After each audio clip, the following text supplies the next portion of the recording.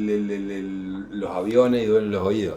Bueno, ahora que se escucha mejor, ¿querés saber por qué duelen los oídos y qué podemos hacer para evitarlo?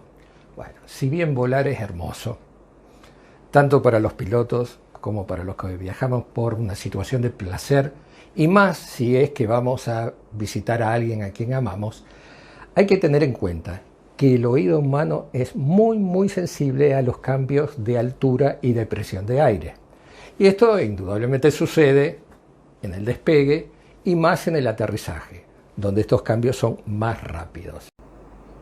Los síntomas que sentimos son unos pequeños chasquidos, como unos pup en el oído, o una sensación de apunamiento, que todos conocemos cuando vamos, por ejemplo, conduciendo en una montaña, subiendo y bajando, que se nos apunan los oídos o sentimos esos ruiditos, o en un ascensor que sube y baja rápido. Generalmente eso cede enseguida, pero en algunas personas esos síntomas persisten, son muy molestos y a veces muy dolorosos. ¿Por qué sucede esto? Bueno, evidentemente en el avión, al ascender, al despegar y sobre todo al descender, los cambios de presión de aire son mucho más severos que en una montaña. ¿Y por qué pasa esto? Una explicación que tengo que darla básicamente un poquito técnica. La membrana timpánica con la cual nosotros escuchamos y recibe las ondas sonoras tiene que vibrar de una forma en que esté bastante libre de la presión de un lado y del otro lado de la membrana. Tiene que ser bastante equilibrada para que se pueda mover. Por la parte exterior de la membrana es fácil, es el medio ambiente, es la presión de afuera de la cabina del avión o del exterior nuestro.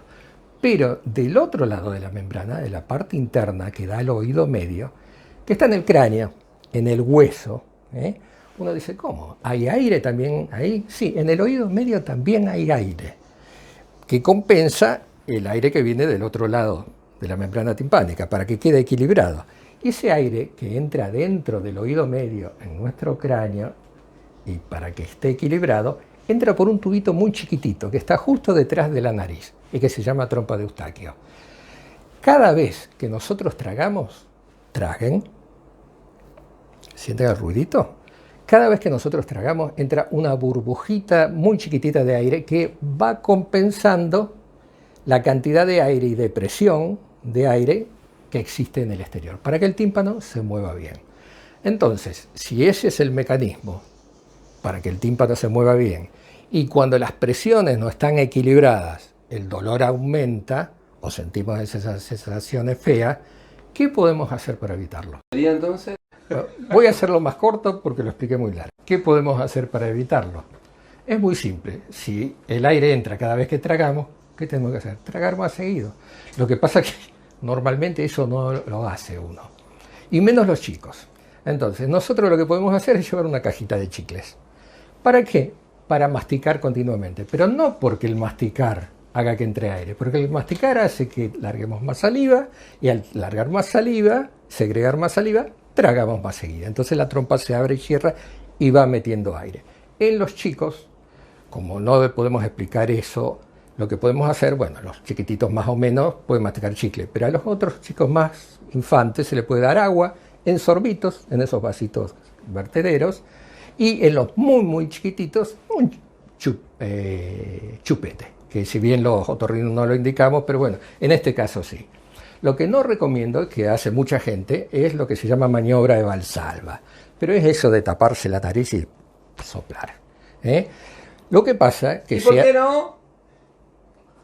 No sé de dónde viene esa pregunta, pero lo que pasa es que si a veces uno sopla con mucha presión, puede inclusive lastimar el tímpano o perjudicar las cosas. Y si algunas personas sufren de alguna alteración en la vía respiratoria superior, le puede ser muy perjudicial. Así que yo les recomiendo, primero, que generalmente esto cede solo, pero si no cede, o en viajeros frecuentes les suele pasar muy seguido, o después del aterrizaje esto persiste durante un tiempo prolongado, consulten al especialista. Yo soy el doctor José Luis Lodi y búscame en las redes en oídos.com.